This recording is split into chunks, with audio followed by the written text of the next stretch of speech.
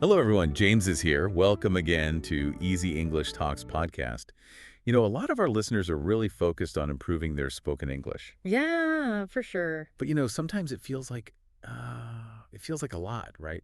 Like there's so much to learn. It can be overwhelming. But Absolutely. what if I told you that just 5 minutes a day could make a huge difference? I'd say sign me up. Right.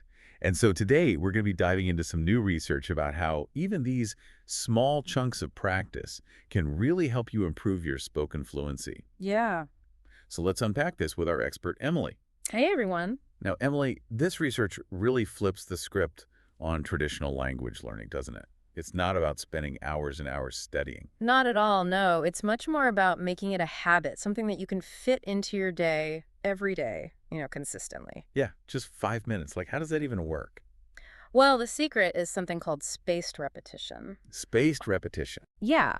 It's a way of learning that helps your brain remember information better by kind of revisiting it at different intervals. So even though you're only practicing for a short time, it can actually have a really big impact long term. Oh, that's fascinating. So it's not just about, randomly chatting for 5 minutes. There's actually like a scientific process happening. Yeah, Yeah. absolutely. But it's also about making those 5 minutes really count. Right. This research actually talks about specific speaking practices, that you can do to target different areas of fluency. I like to think of it like a workout, but for your English skills. Oh, okay. I like that. So tell me more about these speaking workouts. Okay. So there are two main types, guided speaking and productive speaking. Guided speaking, productive speaking. Yeah. So guided speaking is kind of like having a coach, like you're following a structure, you're focusing on certain techniques. Okay, so that's like where we get the training wheels. Exactly. So what kind of exercises are we talking about with guided speaking? Well, one technique is reading aloud. So, grab an article, something that interests you, maybe something you'd read in your native language, and then just try reading it aloud in English. Okay. It helps you get comfortable with the pronunciation and you learn new vocabulary. It's like training your mouth to make those English sounds. It's like physical practice almost. Exactly. So it's not just reading it in your head, it's actually saying the words out loud. Exactly. Okay, what else? Another technique is called shadowing. And you probably already do this without even realizing it.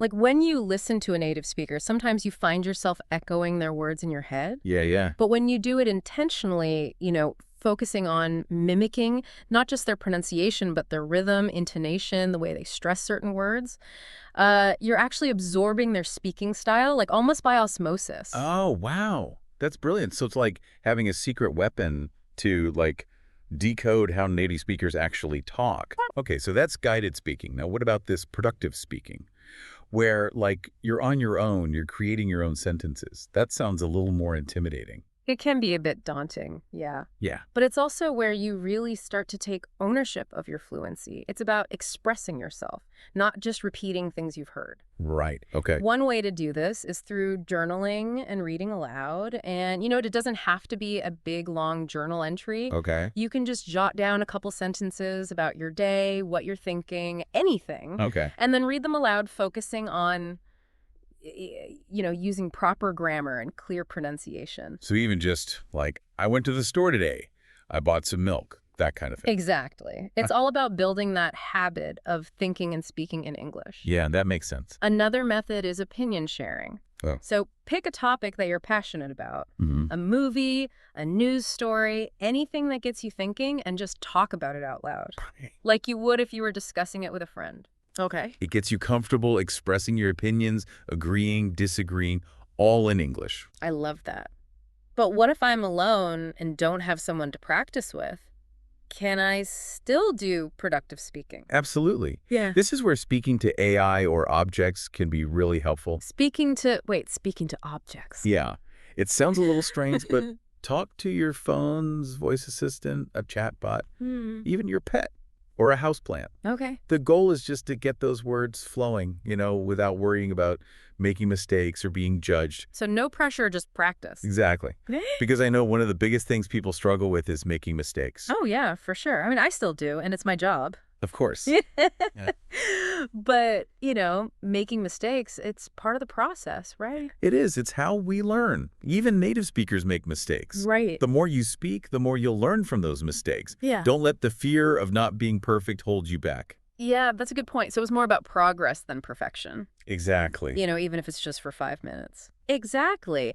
And, to make those 5 minutes even more effective, try to connect your practice to your interests. If you love to cook, you could read recipes aloud, or if you love music, sing along to English songs. Yeah, that's a great idea. The more you enjoy the process, the more likely you are to keep doing it. Right. So the key takeaway here is that fluency isn't some, like, magic trick. It's about finding those small, enjoyable ways to use English every single day. And those 5 minutes can really add up. Right. And remember, language is about connecting with other people. So find ways to connect with English that feel authentic and meaningful to you. Well said. All right, listeners, here's a challenge for you. What's one simple action you can take today to kickstart your own 5-minute English speaking practice? Maybe it's reading a paragraph from your favorite book out loud, chatting with your pet, or even just describing your day to your mirror. Whatever it is, make it fun, make it yours, and make it happen. Don't forget to subscribe and share the video with your friends. Bye, and see you next time. Bye-bye. Bye.